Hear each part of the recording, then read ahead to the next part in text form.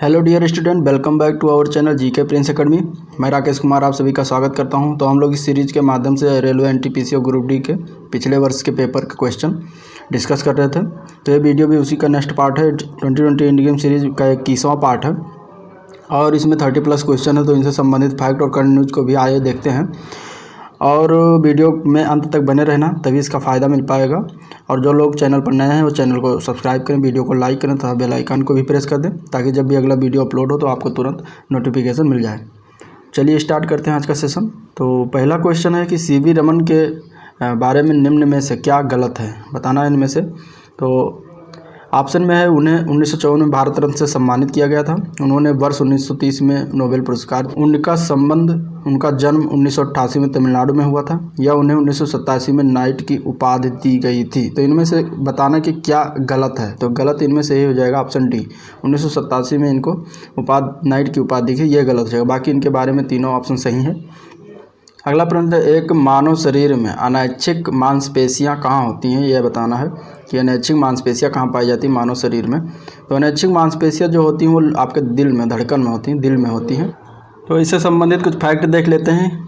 क्रिया दो प्रकार की होती है, एक होती है ऐच्छिक, एक होती है अनैच्छिक।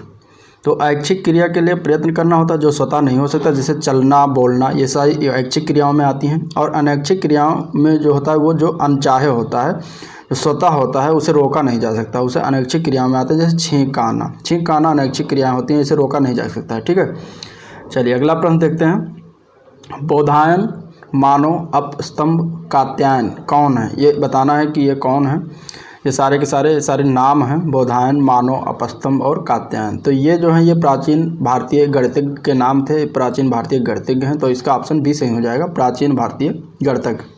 ठीक है, नेक्स्ट क्वेश्चन है कि जोकिन अल चापो गुजमैन कौन है। तो ये है मैक्सिकन ड्रग लॉर्ड हैं। तो ऑप्शन इसका डी सही हो जाएगा, मैक्सिकन ड्रग लॉर्ड। निम्नलिखित में से किस में एथनोइक एसिड होता है, एथनोइक एसिड किस में होता है ये बताना है।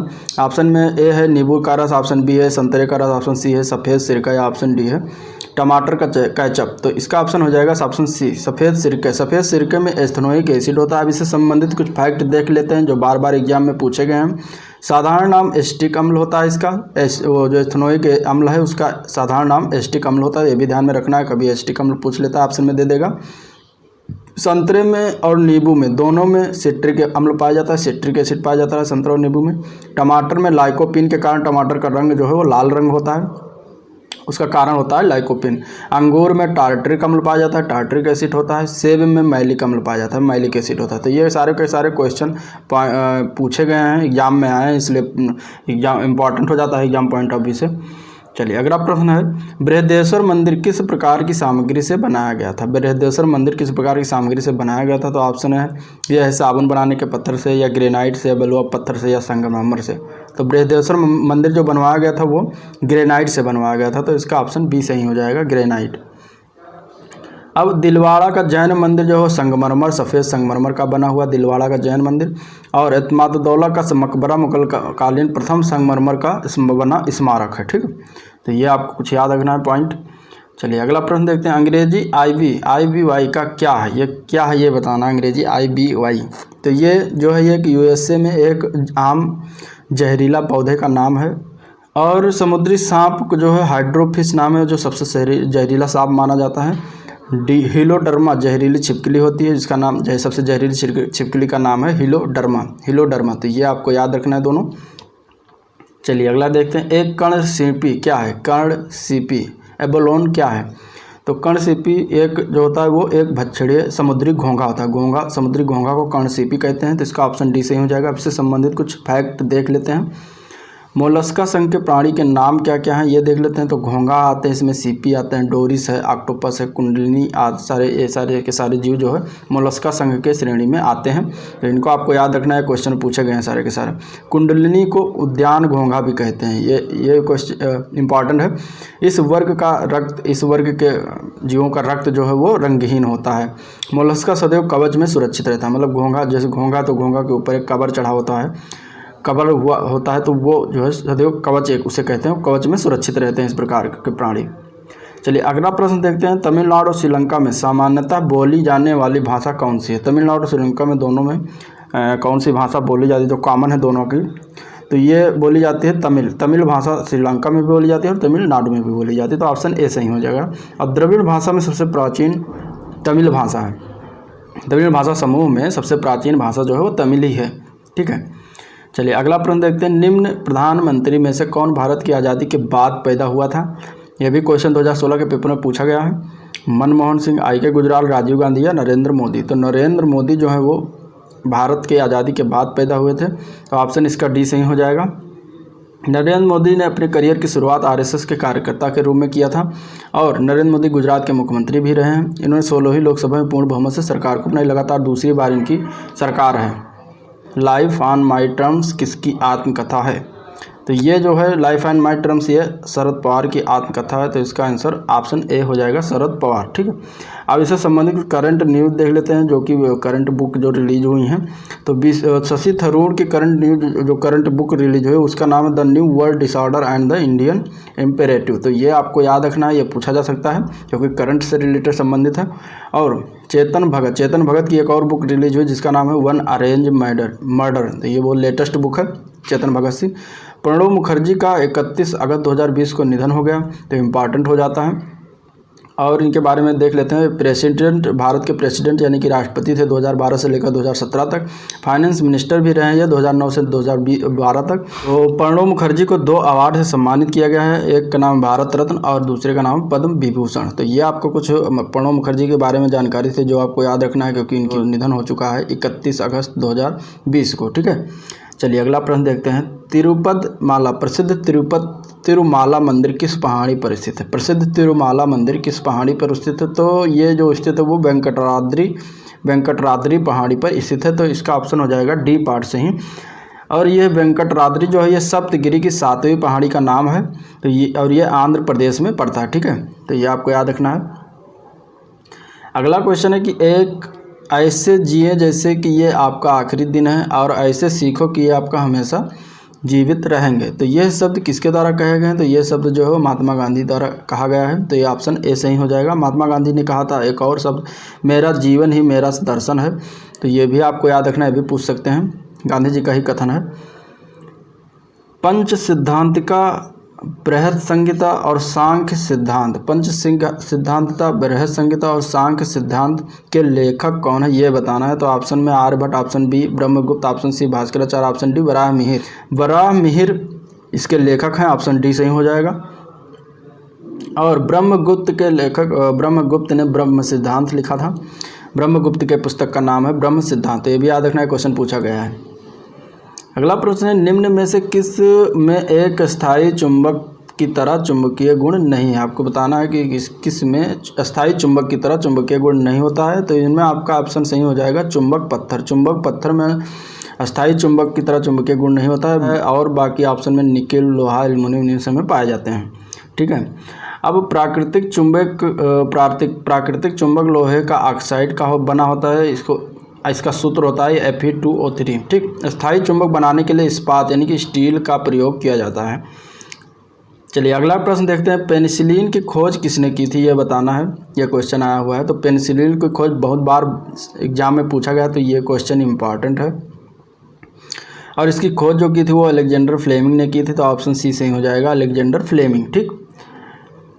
अगला प्रश्न है, कवक विज्ञान क्या है? कवक विज्ञान या माइकोलॉजी इंग्लिश में इसको कहते हैं, तो क्या इसमें किसका अध्ययन करते हैं? तो माइकोलॉजी या कवक विज्ञान में कुकुरमुत्ता का अध्ययन किया जाता है, तो इसका ऑप्शन सी सही हो जाएगा, कुकुरमुत्ता का अध्ययन।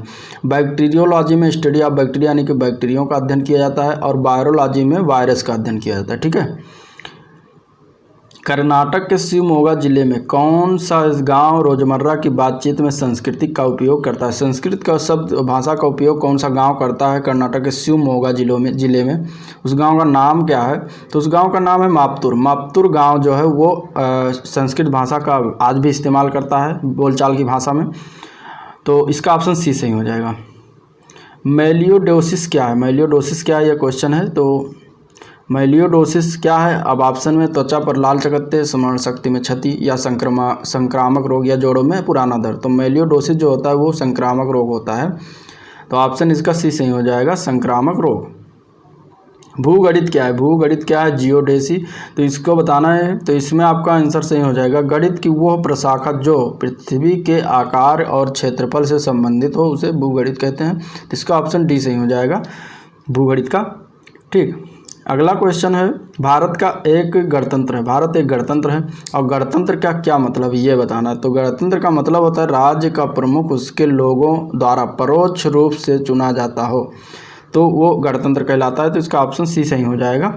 अब इससे संबंधित जो फैक्ट है वो है, भारतीय संविधान में गणतंत्र जो है कहाँ से लिया गया, तो फ्रांस देश से लिया गया, फ्रांस के संविधान से लिया गया है गणतंत्र। और ये क्वेश्चन बहुत बार पूछा गया है। फ्रांस जो विश्व का सबसे पुराना गणतंत्र है, ये भी पूछा गया क्वेश्चन। दोनों टॉप पॉइंट जो है इंपॉर्टेंट है, तो आपको याद रखना है। नेक्स्ट क्वेश्चन है, सुस्ती क्या है? सुस्ती बताना है क्या है। तो सुस्ती जो होता है वो होता है पशु निद्रा, सुस्ती आना उसे पशु निद्रा कहते हैं। तो ऑप्शन ए सही हो जाएगा, पशु निद्रा। ठीक है, अगला प्रश्न कंप्यूटर से संबंधित है। कंप्यूटर जनरेशन का फर्स्ट से फिफ्थ का सही अनुक्रम चुनना है कि इनमें से पहला कौन होगा, दूसरा कौन होगा, तीसरा कौन होगा, चौथा कौन होगा। तो इनमें आपका ऑप्शन ए सही है। पहला आएगा वो वैक्यूम ट्यूब आएगा, दूसरे पे ट्रांजिस्टर है, तीसरे पे एकीकृत सर्किट है, चौथा है VLSI माइक्रो प्रोसेसर और पांचवा है ULSI माइक्रो प्रोसेसर। तो ये आपका क्रम वाइज इसको याद रखना है, इसका ऑप्शन ए सही हो जाएगा।